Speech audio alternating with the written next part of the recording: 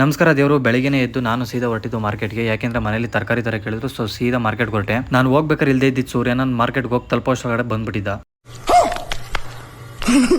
ಆಗ ಸೂರ್ಯ ನಮಸ್ಕಾರ ಹಾಕಿ ಬೇಗ ನನಗೆ ಬೇಕಾಗಿದ್ದ ತರಕಾರಿನೆಲ್ಲ ತಗೊಂಡು ಸೀದಾ ಅಲ್ಲಿಂದ ಮನೆಗೆ ಬಂದೆ. ಮಾರ್ಕೆಟಿಂದ ಸೀದಾ ಮನೆಗೆ ಬಂದು 1 kg ತಿಂಡಿ ತಿಂದು ಅಲ್ಲಿಂದ ಗ್ಯಾರೇಜ್ಗೆ ಹೋಗೋಣ ಅಂತ ಹೊರಟೆ. ಅದೇ ಟೈಮ್ಗೆ ನಮ್ಮ ಫ್ರೆಂಡ್ ಫೋನ್ ಮಾಡಿ ಮೊಬೈಲ್ ತಗೊಂಡಿದ್ದೀನಿ, ಅದಕ್ಕೆ ಟೆಂಪರ್ ಗ್ಲಾಸ್ ಹಾಕ್ಸ್ಬೇಕು, ಮೊಬೈಲ್ ಅಂಗಡಿ ಓಟ್ ಬರೋಣ ಅಂತ ಕರೆದ್ರು. ಆ ಮೊಬೈಲ್ ಅಂಗಡಿ ನನ್ನ ಹತ್ರ ಹೊಸ ಟೆಂಪರ್ ಗ್ಲಾಸ್ ಬಂದಿದೆ ಅಂತ ಅದನ್ನ ಹಾಕ್ಬಿಟ್ಟು ಅದ್ರ ಮೇಲೆ ಕೀ ತಗೊಂಡು ಚಚ್ಚಿ ತೋರಿಸಿದ್ರು.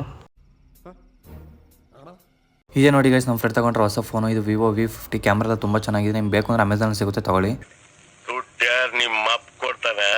ಮೊಬೈಲ್ ಅಂಗಡಿಯಿಂದ ಸೀದಾ ನಾನು ಗ್ಯಾರೇಜ್ ಹತ್ರ ಬಂದೆ. ನಾನು ಗ್ಯಾರೇಜ್ ಹತ್ರ ಬಂದಿದ್ದು ನೋಡಿ VIP ಒಬ್ರು ನನ್ನ ಮಾತಾಡ್ಸಕ್ಕೆ ಅಂತ ಬಂದ್ರು. ನಮಸ್ಕಾರ ಮಾಡ್ತಾವನು. ನಾನು VIPಗೆ ಬಿಸ್ಕೆಟ್ ಹಾಕೋಣ ಅಂತ ಹೋದ್ರೆ ಅವ್ರ ನನ್ನ ನೋಡಿ ಎದ್ರಕೊಂಡು ಆ ಕಡೆ ಹೋದ್ರು. ಸರಿ ಅಂತ ನಾನೇ ಅವ್ರ ಹತ್ರ ಹೋದೆ. ಹೀಗೆ ಪರಿ ನಮ್ಮ ಚಿಕ್ಕಮ್ಮ ಫೋನ್ ಮಾಡಿ ಫ್ರೀ ಆಗಿದ್ರೆ ಮನೆ ಹತ್ರ ಬರೋ ಅಂತ ಹೇಳಿದ್ರು. ಅದಕ್ಕೆ ನಾನು ನಮ್ಮ ಅಣ್ಣ ನಮ್ಮ ಚಿಕ್ಕಮ್ಮ ಮನೆ ಹತ್ರ ಹೊರಟ್ವಿ. ನಾವು ಹೊರಟಾಗ ಆಚೆ ಕಡೆ ಸಿಕ್ಕಾಪಟ್ಟೆ ಮಳೆ ಬರ್ತಾ ಇತ್ತು. ಆ ಮಳೆಲೆ ನಾವು ಹೋಗ್ತಾ ಇದ್ವಿ. ಇನ್ನು ಈ ಬೆಂಗಳೂರಲ್ಲಿ ಮಳೆ ಬಂದ್ಬಿಟ್ರು ಅಂತ ಆ ರೋಡ್ಗಳಲ್ಲಿ ಗಾಡಿ ಓಡಿಸೋದು ದೊಡ್ಡ ಸಾಧನೆ ಆಗಿರುತ್ತೆ. ಆದ್ರೆ ಈ ಸಾಧನೆಗೆ ಕಾರಣ ನಾನಲ್ಲ, ಇವರು ನಮ್ಮಣ್ಣ.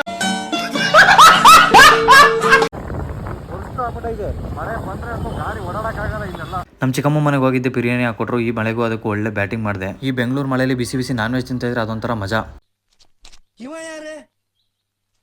ಯಾರ್ಯಾರು ಬರ್ತಾರೋ ಮರೆ ಈ ಮನ್ಯಾಗ. ಊಟ ಆದ್ಮೇಲೆ ನನ್ನ ತಂಗಿ ಐಸ್ ಕ್ರೀಮ್ ಬೇಕು ಅಂದ್ರು. ಸೊ ಅದೊಂಥರ ಅಂತ ನಾನು ನನ್ನ ತಮ್ಮ ಅಂಗಡಿಗೆ ಹೋಗಿ ಐಸ್ ಕ್ರೀಮ್ ತಗೊಂಡು ವಾಪಸ್ ಮನೆಗೆ ಬಂದ್ವಿ. ಎಲ್ಲ ಮುಗಿಸ್ಕೊಂಡು ನಾವು ನಮ್ಮ ಚಿಕ್ಕಮ್ಮ ಮನೆಯಿಂದ ನಮ್ಮ ಬೇರೆ ಕಡೆ ಹೊರಟ್ವಿ. ಅಷ್ಟೇ ಇವತ್ತಿನ ಜೀವನ. ಅಷ್ಟೇ. ಇಷ್ಟು ಹೇಳಕ್ಕೆ ಇಷ್ಟಪಡ್ತೀನಿ. ಓಕೆ ಫ್ರೆಂಡ್, ಬಾಯ್.